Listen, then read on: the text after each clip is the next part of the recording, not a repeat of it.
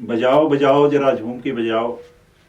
Loud speaker 90 FM के studio में आरोग्य आरोग्य भव श्रृंखला के तहत आज हमने शहर की एक महत्वपूर्ण शख्सियत को आमंत्रित किया है। हमारे साथ हैं doctor RP Tripathi ji. Doctor RP Tripathi ji का लगभग 46 साल का लंबा अनुभव है। आप आईएमए के 2011 से 13 तक लगभग 3 साल तक सचिव और अध्यक्ष पद को भी आपने सुशोभित किया।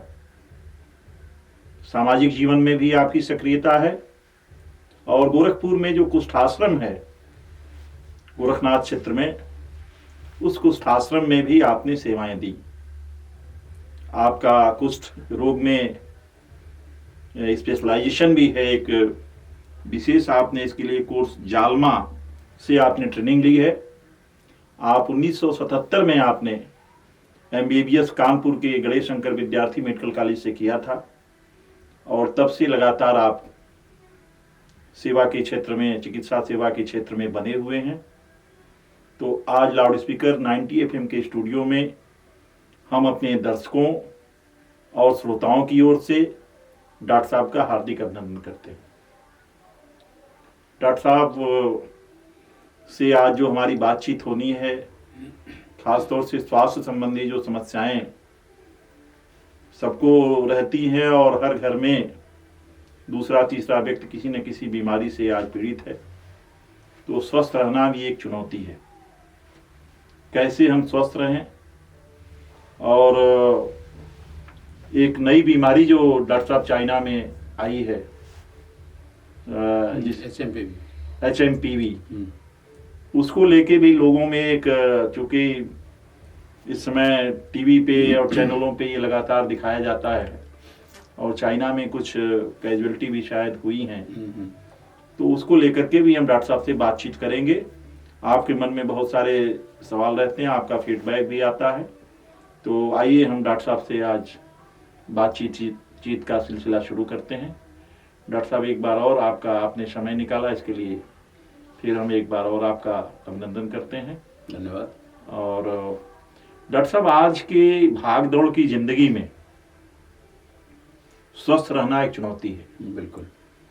तो कैसे स्वस्थ रहें, आपका एक लंबा एक चिकित्सक के रूप में अनुभव है और आप सक्रिय भी हैं। अभी 46 साल की प्रैक्टिस के बावजूद आपकी सक्रियता एक नौजवानों की तरह बनी हुई है। तो हम चाहेंगे कि हमारे जो दर्शक हैं, श्रोता हैं, उनको बताएं कि स्वस्थ कैसे रहें।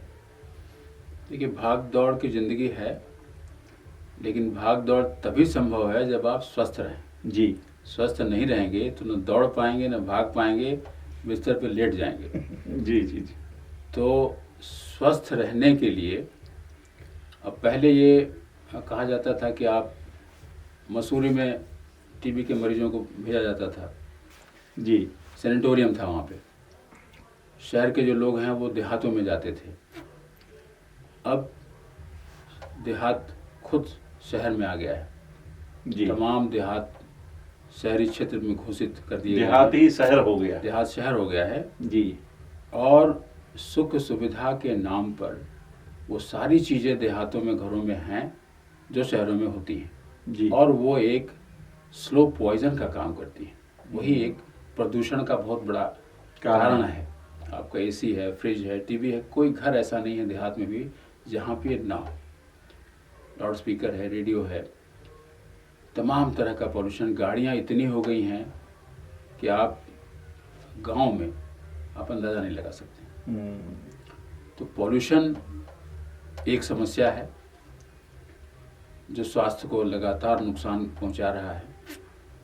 दूसरा, हमारा खान पान, भोजन जो पहले लोग करते थे देहातों में। बचपन हमारा देहात में बीता है। सुबह हम लोग भोजन कर लेते थे, शाम का भोजन सूर्यास्त के समय तक हो जाता था। गोधूली जब होती थी तो गांव में आप बाहर निकले तो दूसरे गांव में घर के ऊपर से धुआं निकलता हुआ दिखाई पड़ता था। भोजन पक रहा होता था उस समय। अब भोजन आधी रात को लोग करते हैं। 11 बजे के पहले कोई खाली ही नहीं होता है, समय नहीं है उसके पास भोजन करने का। और शरीर की कुछ क्रिया जो सूर्य से सूर्यास्त से पहले गवर्न होती हैं, जी जी जी। जिसको बायोलॉजिकल क्लॉक कहते हैं। बायोलॉजिकल क्लॉक हमारी घड़ी के हिसाब से नहीं चलता है, वो सूर्य के हिसाब से चलता है। उसकी हमने अनदेखी कर दी है। सोने के समय में हम जगे रहते हैं, जगने के समय पर सोए रहते हैं, तो बायोलॉजिकल हमारी जो क्लॉक है वो डिस्टर्ब हुई और पूरे शरीर की बायोलॉजी डिस्टर्ब हो जाती है। तो आवश्यकता इस बात की है कि हम अपना खान पान ठीक करें और अपनी लाइफ को उसी हिसाब से रखें जैसे पहले लोग रहते थे, तभी हम पहले के लोगों के जैसा जीवन जी पाएंगे। अगर हम चाहते हैं कि वैसा जीवन जिएं तो उसी हिसाब से अपने खान पान को रखना पड़ेगा और उसी हिसाब से अपनी दिनचर्या को रखना पड़ेगा। पहले हमने अपने गांव में देखा है, पशु रहते थे, तमाम गाय रहती थी, भैंस बैल सब चरने के लिए जाते थे, शाम को लौट करके आते थे। सिनेमा में अब की चीज़ रह गई है कि गाय के गले में घंटी बजी है और वो आवाज़ आ रही है और वो दिख रहा है कि गायें आ रही हैं। अब वास्तव में ऐसा कुछ भी नहीं है। गांव में पशु है ही नहीं। की बेला होती थी, गोधूली के बेला में वो आते थे, उसका नाम ही है गोधूली। गोधूली गायों के चलने से उनके पैर से धूल धूल उड़ती थी, वही गोधूली है। वो समाप्त हो गया। आजकल के लोग जानते ही नहीं हैं कि वास्तविक गोधूली क्या होती है। तो पशु नहीं रहे, पशुओं का वो गोबर जो पड़ता था खेतों में, उर्वरा शक्ति जिससे बढ़ती थी, वो नहीं रहा। सब आर्टिफिशियल मैन्योर डाला जाता है खेतों में और उससे जो आपको फल और फूल मिलते हैं उसमें उन चीज़ों के अंश होते हैं। फलों और फूलों को जल्दी से विकसित करने के लिए कुछ ग्रोथ हार्मोन डाले जाते हैं। वो ग्रोथ हार्मोन आप भोजन करते हैं, भोजन के माध्यम से आपके शरीर में जाते हैं और उसका नतीजा होता है कि आपकी ग्रोथ उम्र से ज़्यादा होती है। अब 20 साल का 18 साल का लड़का देखने में 25 साल का लगेगा। जिस उम्र में उसका वजन 40 किलो होना चाहिए वो 50 किलो 60 किलो होता है। ये सब इन चीज़ों का दुष्प्रभाव है जी। तो अगर आपको स्वस्थ रहना है तो इन सब चीज़ों पे ध्यान देना पड़ेगा। एक सारी चीज़ों को समग्र दृष्टि से आप जब देखेंगे, अवलोकित करेंगे, तभी आप ठीक से रह पाएंगे। आपको व्यायाम भी करना है। अब व्यायाम करने के लिए आप बाहर निकलते हैं, बाहर इतना प्रदूषण है कि शुद्ध वायु की जगह पे वो दूषित वायु आपके फेफड़ों में जाती है और फेफड़ों को नुकसान पहुंचाती है, आपको बीमार बनाती है।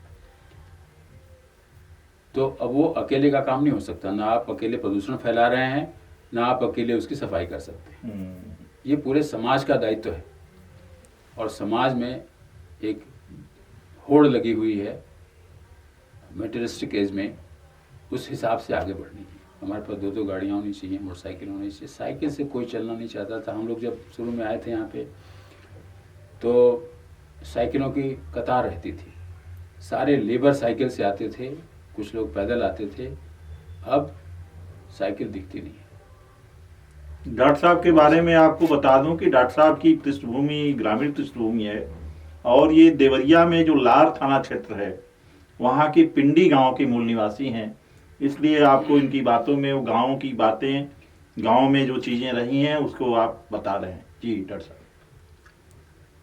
अब आप स्वास्थ्य के ऊपर, शहरी स्वास्थ्य के ऊपर आएंगे तो पोल्यूशन बहुत ज़्यादा है। भोज्य पदार्थ जो हैं वो सब के सब प्रदूषित हैं। भोजन बनाने के लिए जो मीडियम का इस्तेमाल करते हैं हम लोग, वो अब सरसों का तेल जो मिलता है वो भी उतना शुद्ध नहीं है जितना पहले रहता था। और तमाम तरह के दूसरे कुकिंग मीडियम आ गए हैं। मेडिकल साइंस हमेशा उनको नकारता रहा है, लेकिन स्वाद के नाते लोग उसका चयन करते हैं, स्वाद के लिए उसको खाते हैं। तो डॉक्टर साहब जैसे ये भोजन में आपने बताया जो चीज़ें, जैसे तेल है इसमें मिलावट है इन सारी चीजों में तो अब कॉमन मैन कैसे इन चुनौतियों के बीच में अपने को स्वस्थ रखे। अब कभी कुछ लोग कहते हैं कि सरसों खरीद करके और पिरवा लीजिए, उसका तेल बन जाएगा और उस तेल को खाइए।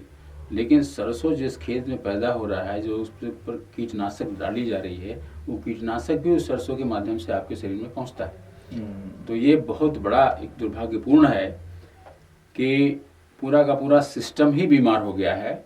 आदमी को स्वस्थ रहना बहुत कठिन हो गया है। ये पूर्वांचल में किडनी में जैसे पथरी के जो केसेज आ रहे हैं, किडनी की बहुत सारी प्रॉब्लम हो रही है। मैं देख रहा हूँ कि यंग लोगों में भी किडनी की समस्या आ रही है। इसकी क्या वजह है?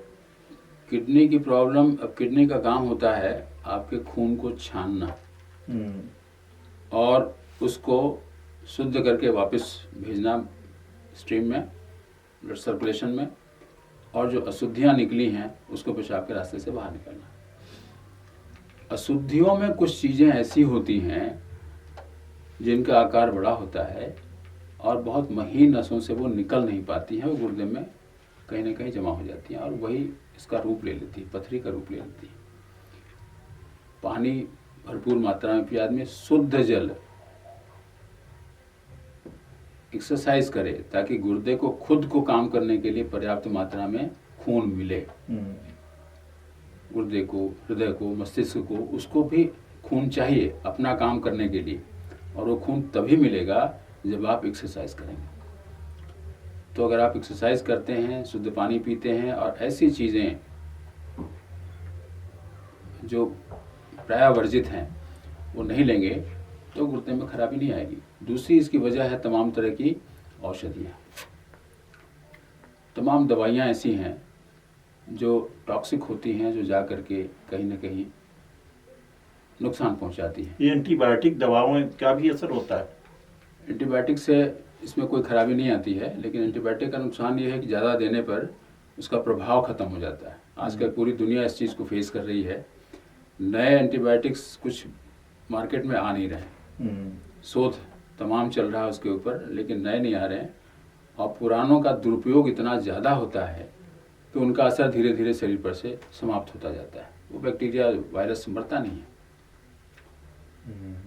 उन्हीं दवाओं से जिससे वो पहले मर जाता था अब नहीं मरता है, और अब ज़्यादा डोज में देना पड़ता है। कभी कभी मरीज़ ऑब्जेक्शन भी करता है कि अब ये 500 मिलीग्राम की दवा है और आप 2 टाइम खिला रहे हैं इसको।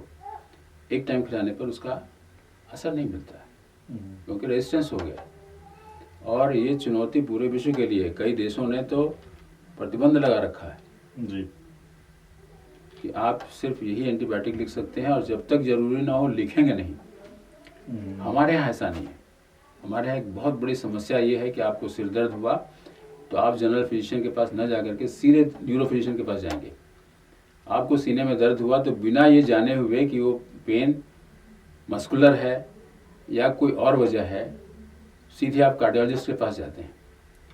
तो उसका एक तो समय बर्बाद होता है, और दूसरा जो समय वो सही मरीज को दे सकता था वो समय उसका निकल जाता है, वो वेस्ट हो जाता है।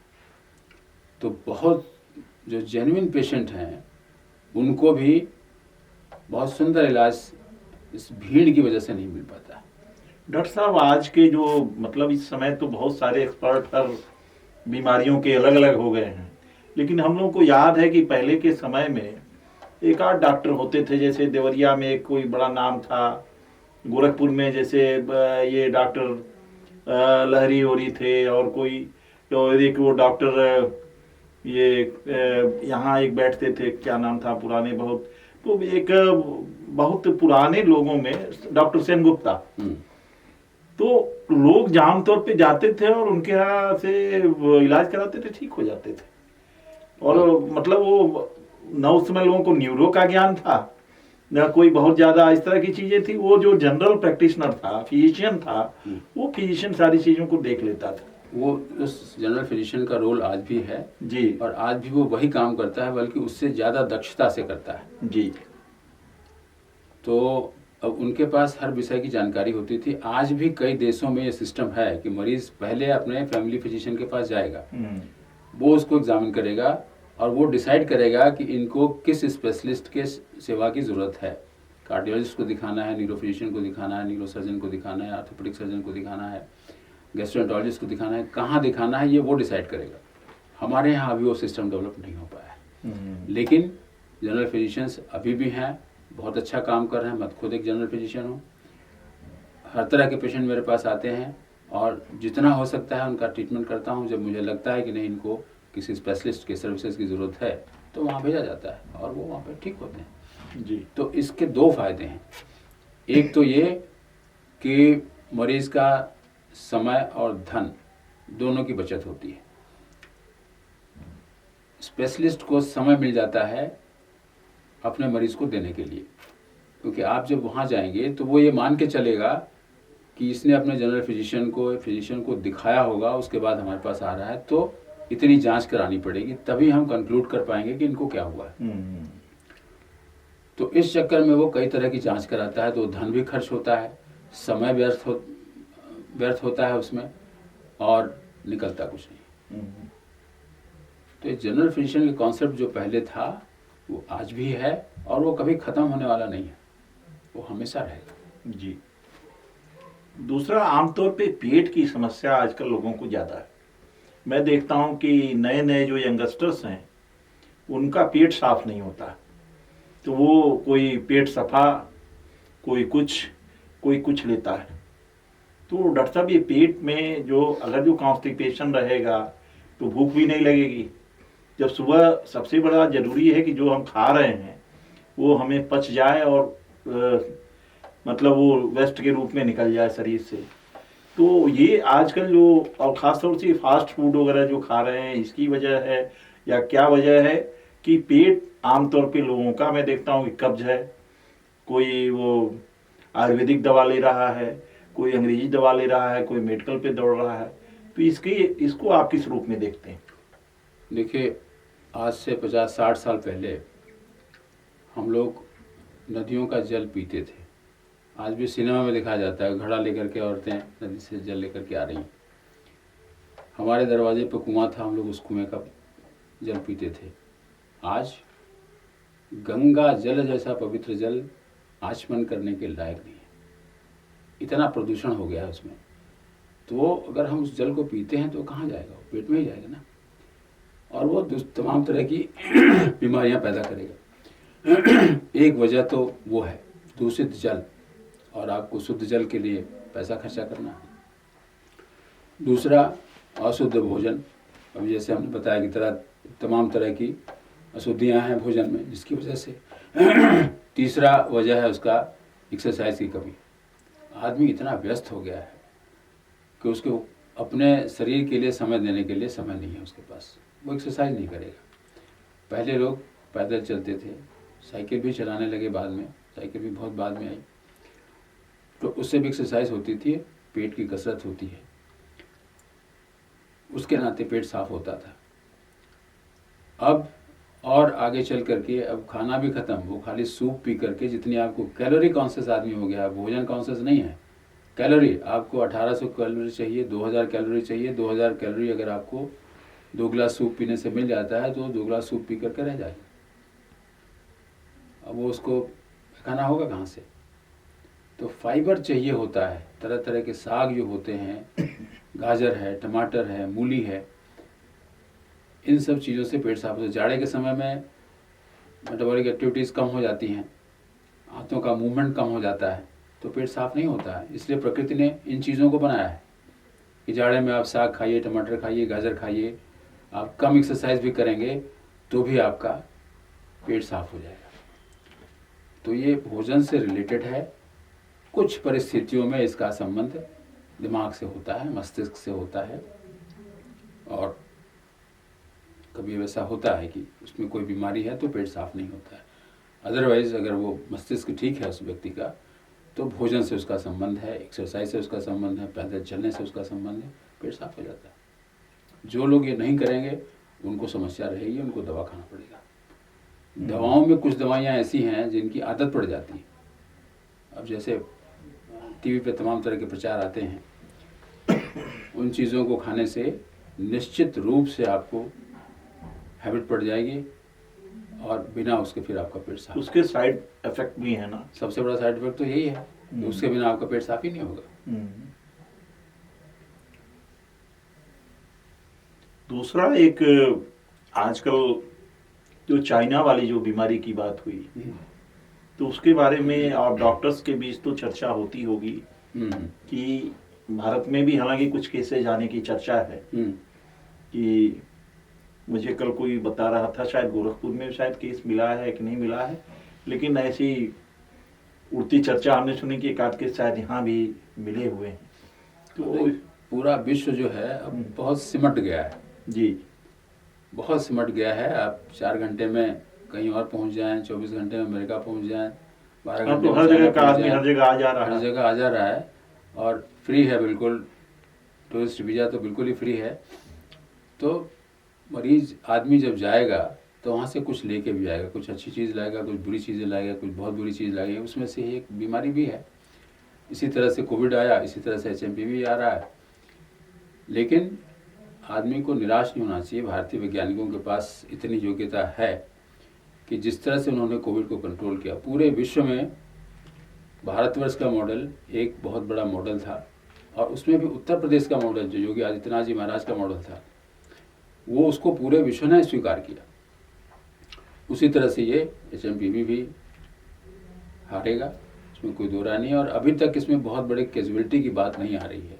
पहले तो ये हुआ था कि ये सिर्फ बच्चों में ही होगा जी, और है भी, चाइना में बच्चे ज़्यादा उससे प्रभावित हैं। लेकिन एक बहुत सिंपल सी चीज़ है कि जो बड़े हो गए हैं, जो समाज में घूम रहे हैं, दूषित वातावरण में सांस ले रहे हैं, उनके अंदर कुछ इम्यूनिटी डेवलप कर जाएगी। लेकिन जो छोटा बच्चा है अभी, जिसने दुनिया देखी ही नहीं है, बाहर घूमा नहीं है वो और दूषित वातावरण में नहीं रहा है, वो जब अचानक से एक्सपोज होगा तो उसको इन्फेक्शन होगा। इसमें कोई दो राय नहीं है, ये कोई बहुत बड़ी बात नहीं है जी। लेकिन उसका ट्रीटमेंट भी है, उसमें कोई चिंता कोई भयावहता की बात नहीं, कुछ नहीं, बिल्कुल नहीं। डॉक्टर साहब, आपने कुष्ठ आश्रम जो गोरखपुर में पहले, मुझे लगता है कि वही सबसे बड़ा कुष्ठ 1951 में बना था। 1951 में सबसे ओल्डेस्ट है वो। तो कुष्ठ के कितने प्रकार होते हैं? अब कुष्ठ के तो कई प्रकार हैं, लेकिन मेनली उसको 2 में डिवाइड किया गया है जी। एक वो है जिसमें बैक्टीरिया हम पा लेते हैं। अगर हम उसको खोजें तो उसके शरीर के किसी न किसी अंग में, खासतौर से चमड़ी में मिल जाता है बैक्टीरिया। और दूसरे वो हैं जिसमें नहीं मिलता है, बीमारी है लेकिन उसको पैदा करने वाला जो बैक्टीरिया है, माइकोबैक्टीरियम लेप्री, उसको हम खोज नहीं पाते हैं। तो मेनली तो 2 है।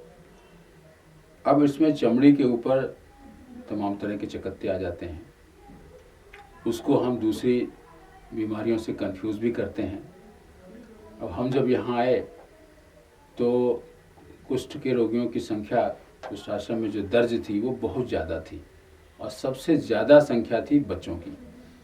तो हम गए स्कूल में, गांव के स्कूलों में गए, जाड़े के दिनों में जाके देखा हमने।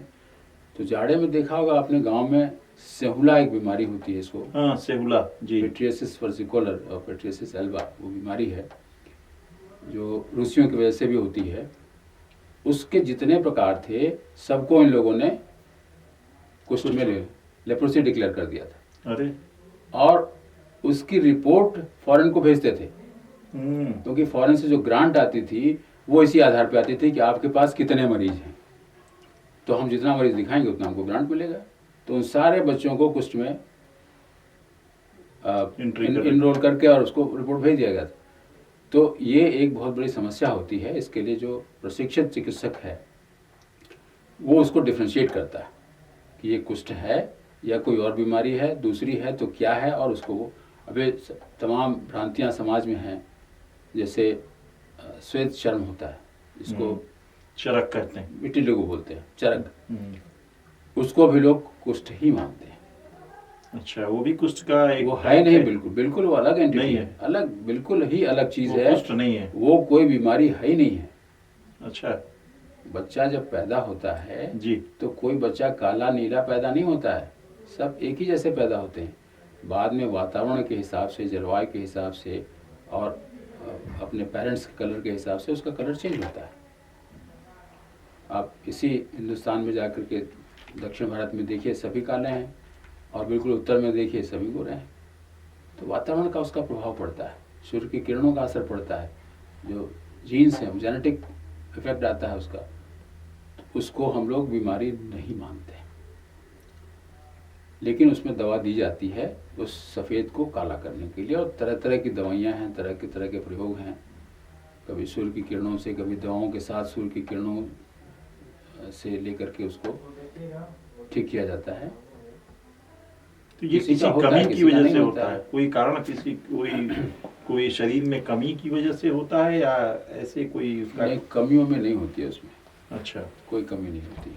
उसका जी। एग्जैक्ट कारण क्या है ये तो कुछ पता नहीं है, लेकिन चमड़ी में मेलानोसाइट्स होते हैं जो मेलानिन पिगमेंट बनाते हैं, और मेलानिन ही काले रंग का होता है, वो काला कण होता है, वही स्किन को काला बनाता है। तो जब उनका बनना कहीं कम हो गया तो चमड़ी का रंग सफ़ेद हो गया, इतना ही है उसमें। अच्छा। और कुछ नहीं। हम जो दवा देते हैं इस बात के लिए देते हैं कि वो मेलानोसाइट बढ़ जाए, मेलानिन पिगमेंटेशन उसका बढ़ जाए, जो बन गया है वो सस्टेन करे, समाप्त ना हो जाए। दूसरा कुछ नहीं, वो कोई बीमारी नहीं है। बीमारी सिर्फ इतना ही है कि वो काला कण जो बनना चाहिए वो नहीं बन रहा। अच्छा डॉक्टर साहब, कुष्ठ रोग के बारे में आपने बताया, तो कुष्ठ रोग होता क्यों है, क्या कारण है इसका? अब इसके बैक्टीरिया होते हैं, माइकोबैक्टीरियम। कोई शारीरिक कमी से होता है, या खान पान की कमी से, या छुआछूत का भी इसमें कुछ चक्कर? इसमें कोई कमी नहीं है, छुआछूत का जरूर इसमें प्रभाव है। माइकोबैक्टीरियम लेप्री एक तरह का बैक्टीरिया होता है जो टीबी के बैक्टीरिया का बिल्कुल सगा भाई है। माइकोबैक्टीरियम ट्यूबरकुलोसिस और लेप्री एक ही ग्रुप के हैं, दोनों स्पीसीज दोनों की अलग अलग है। इसीलिए हम लोग टीबी की दवा का भी इस्तेमाल इसमें करते हैं, कुष्ठ रोग अच्छा, कुष्ठ रोग में। और 1978 में हमने पहली बार यहाँ से शुरू किया था टीबी की दवा का इस्तेमाल।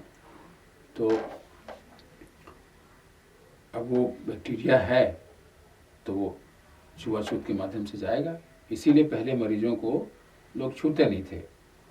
बहुत पहले की जो उसकी हिस्ट्री मिलती है उसमें ये है कि मरीज के कमर में घंटी बांध दी जाती थी, कुष्ठ रोगी कमर में, और वो जब वो गांव में प्रवेश करता था तो वो घंटी बजती थी और लोग समझ जाते थे कि कुष्ठ रोगी कोई आ रहा है, और उसको रोक दिया जाता था। अब उस देश का हमको नहीं नाम याद है, लेकिन किसी देश में, शायद जर्मनी में था, कुष्ठ रोगियों को इन लोगों ने चिन्हित किया, सबको इकट्ठा किया, जहाज में भरे और ले आके समुद्र में फेंक दिया। अरे! और वो कुष्ठ रोग खत्म कर दिया। वो इसलिए किया कि वो छूत की बीमारी है, फैलता है। हम जब यहाँ कुष्ठ आश्रम में थे तो हमारे पास ओपीडी थी 100 मरीजों की, और इंडोर था हमारे पास 200 मरीजों का, 200 मरीज भर्ती होते थे। उन मरीजों को भर्ती करने के लिए विधायकों तक के फ़ोन आते थे कि आप इनको भर्ती कर लीजिए। घाव बन जाता था, सुनापन आ जाता है, हाथ और पैर सुन्न हो जाता है, उसमें डिफॉर्मिटी आ जाती है, बिल्कुल क्लॉ हैंड हो जाता है, उंगलियां जो इस तरह से हो जाती हैं, धीरे धीरे गलते गलते उंगलियां सब गिर जाती हैं, खाली हथेली और पंजा रह जाता है, स्टम्प। तो इतनी खराब बीमारी थी, लेकिन दवाओं के प्रयोग से, चिकित्सकों के प्रयास से वो अब लगभग समाप्त हो गई है। बहुत कम मरीज कभी कभी मिल जाते हैं, लेकिन वो होती थी छुआछूत से। अब जैसे बताया हमने आपको कि 2 तरह का है, किसी में बैक्टीरिया मिलता है, किसी में नहीं मिलता है। तो ये बड़ा कंट्रोवर्शियल हो जाता है कि बैक्टीरिया मिलता है तो ठीक है, वो ट्रांसफ़र होगा, जहाँ नहीं मिलता है वहाँ से कैसे ट्रांसफ़र होगा, और उसके पास आया कैसे? तो ये नहीं मिलता है तो वो तय है कि वो फैलाएगा नहीं, क्योंकि फैलने के लिए तो बैक्टीरिया चाहिए है, तो उससे फिर सावधान रहना। अब पहले ये था कि स्किन टू स्किन कांटेक्ट होगा, आप उसके यूज़ किए हुए तौलिया को, कपड़े को इस्तेमाल करते हैं, लगाते हैं, इसके साथ में रहते हैं। बाद में थ्योरी आई कि उसके छींकने से और खांसने से जो फोमाइट्स निकलते हैं उसके माध्यम से वो बैक्टीरिया आता है और वो आपके नाक में जाएगा, मुंह में जाएगा, उससे कर देगा। तमाम तरह की थ्योरी है, लेकिन